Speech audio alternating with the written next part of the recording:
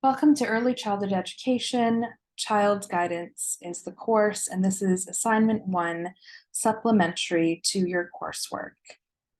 In this assignment, we're going to be touching upon 3 different aspects from the coursework, which are positive child guidance, quality programming, and navigating caregiver relationships.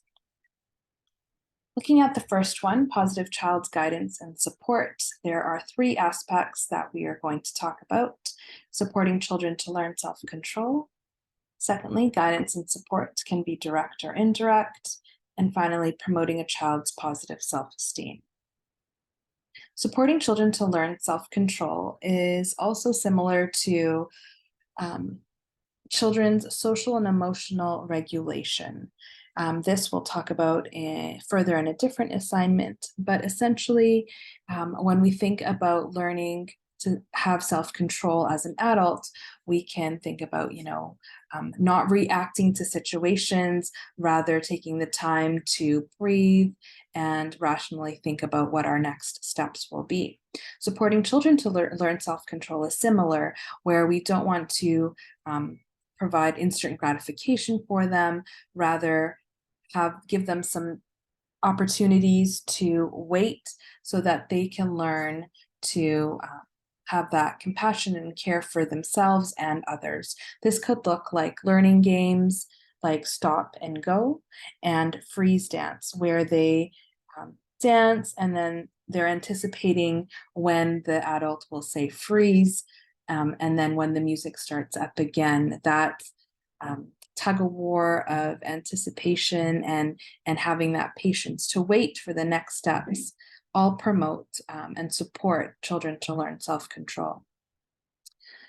The next part, guidance and support, can be direct or indirect, refers to things that naturally occur in many childcare settings when caregivers, teachers, educators provide verbal support and guidance that looks and sounds like pointing them in the right direction, or using words like "you're doing great," or providing choices. Would you rather do this or that? And even things like natural consequences that help support and guide children directly. Indirect support might look like changes in their routine or schedule and their environment. So supporting children by changing their schedule depending on what works for them, supports them, or even changing up the environment.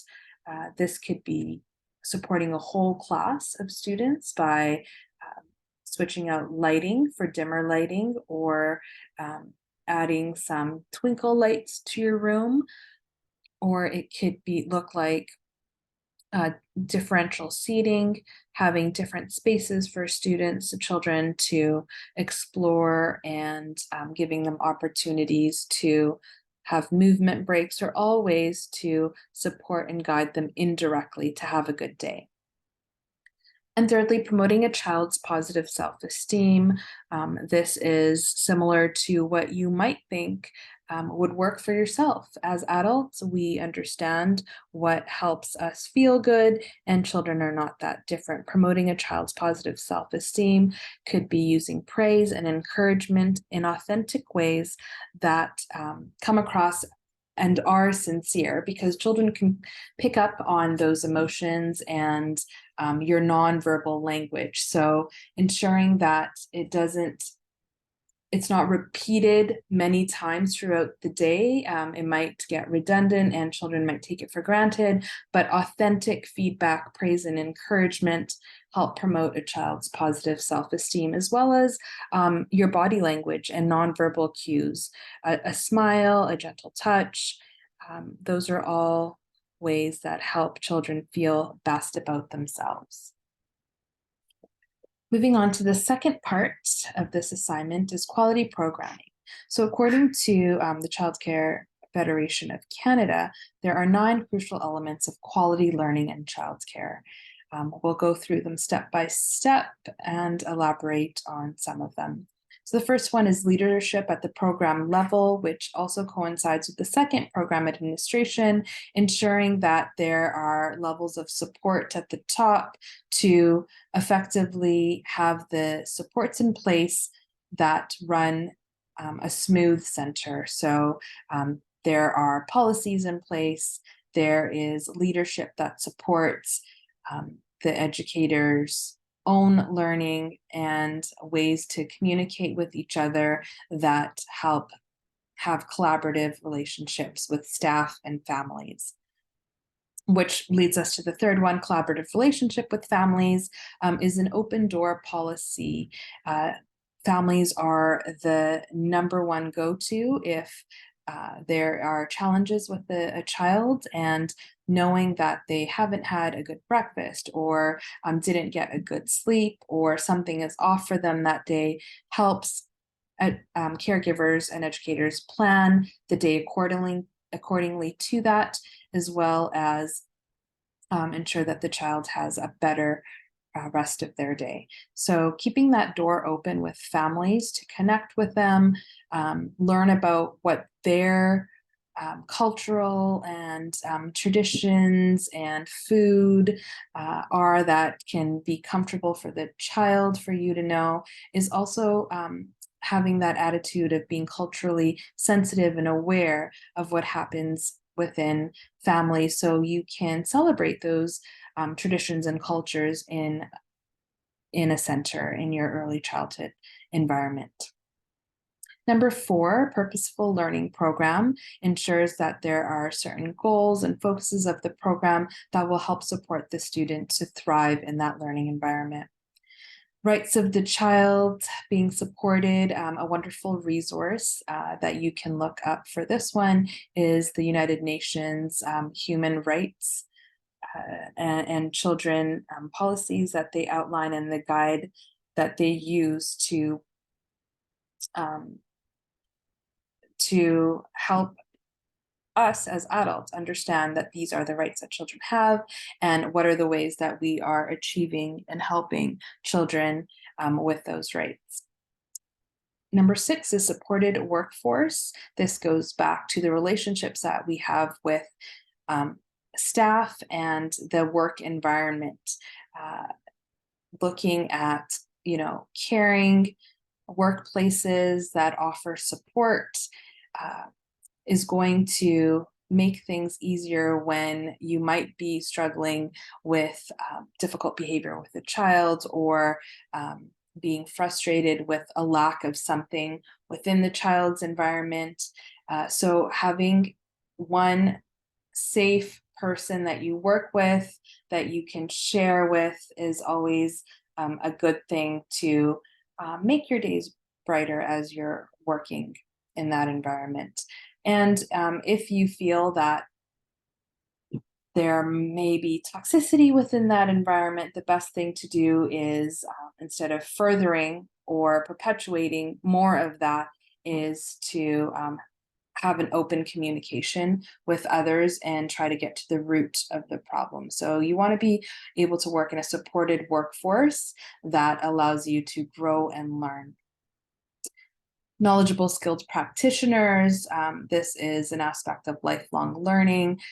You've got a certain level of skills and abilities, and that will only increase as you gain more experience and practice within the setting. And the goal should always be to have ongoing and continuous professional development within yourself, so you can keep up with the latest theories and knowledge out there that helps children thrive.